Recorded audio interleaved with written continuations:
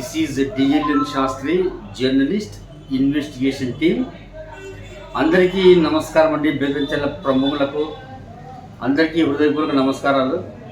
ఈ సందర్భంగా తెలియజేసేది ఏమంటే, బేతంచెర్లలో శేషారెడ్డి ఉన్నత పాఠశాల అనేది ఒక అద్భుతమైన కట్టడము.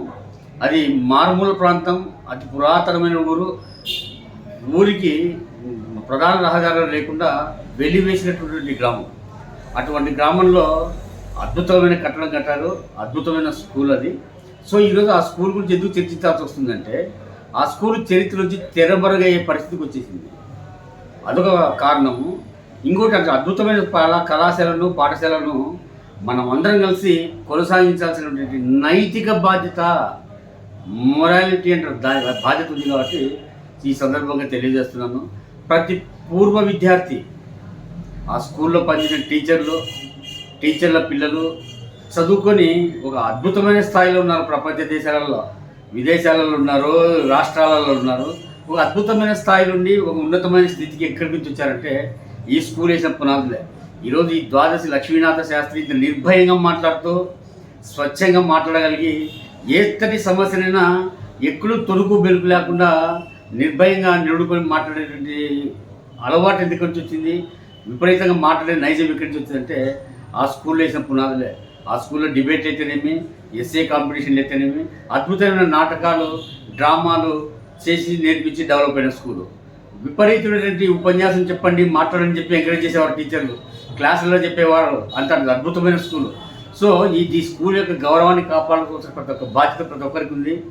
ముఖ్యంగా ఎందుకు చెప్పాల్సి వస్తుందంటే, స్వార్థపు రాజకీయాలు, వ్యక్తిగత ద్వేషాలతో 2019లో నన్ను వాడుకున్నారు. దానికి నేను బలిపశువుని అయిపోయినాను. నేను చాలా బాధపడినాను. సో దాని మూల్యం అనేది నేను ఫేస్ చేశాను. దానికోసం చెప్పి నిర్భయంగా మాట్లాడుతున్నాను.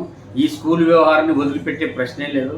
ఈ స్కూలుకు బిపి శేషారెడ్డి గారు ఎంత పునాదో, ఈకే వెంకటేశ్వర గారు కూడా అంతే పునాది.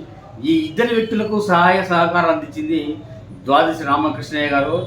ఆయన రెడ్డి కర్ణం మున్సబ ఉన్నారు, ఆర్థిక సహాయం చేశారు, అన్ని విధాలు సహకరించిన వ్యక్తి ఆ వ్యక్తి. సో ఆయన మనవునిగా నాకు హక్కు ఉంది కాబట్టి మాట్లాడుతున్నాను.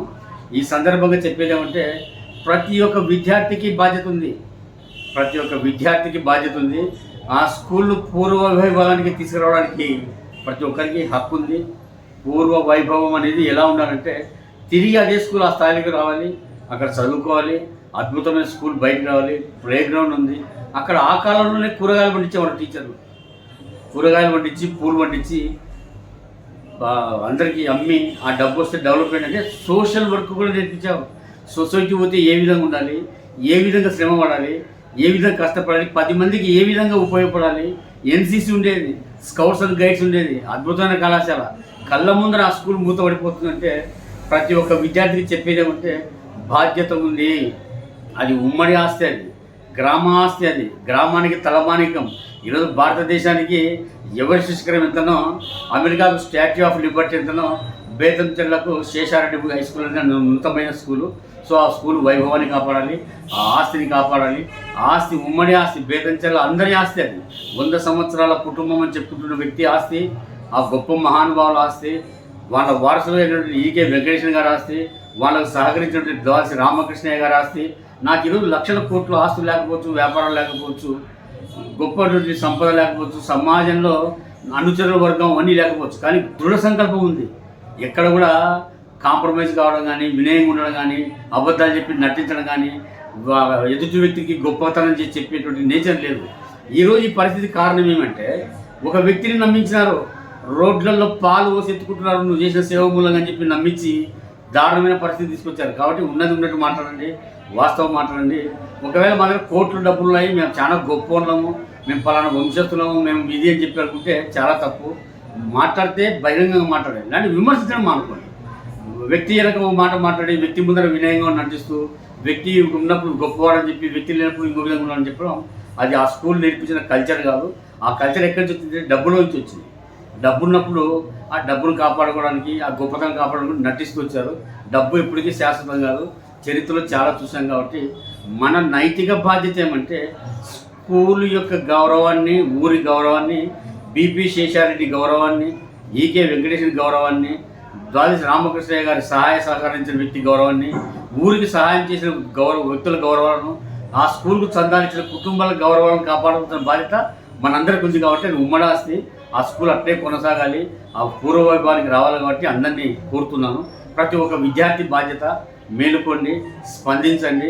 నాకు కావాలంటే నాకు వాట్సాప్లో ఏదైనా నుండి పెట్టండి, మీకు ఏదైనా కావాలంటే ఇన్ఫర్మేషన్ ఇస్తాను. సో మీరందరూ స్పందిస్తారు, ఆలోచిస్తారని చెప్పి ఆశిస్తూ ఉన్నాను. సో అందరికీ హృదయపూర్వక నమస్కారాలు. స్పందించండి. సో లోకా సమస్త సుఖినో భవంతు, సర్వే జన సుజనో భవంతు, సుజనే సుఖినో భవంతు. సో సుజనులు కాదా అనేది అర్థం చేసుకుంటానని ఆశిస్తున్నాను. నమస్తే.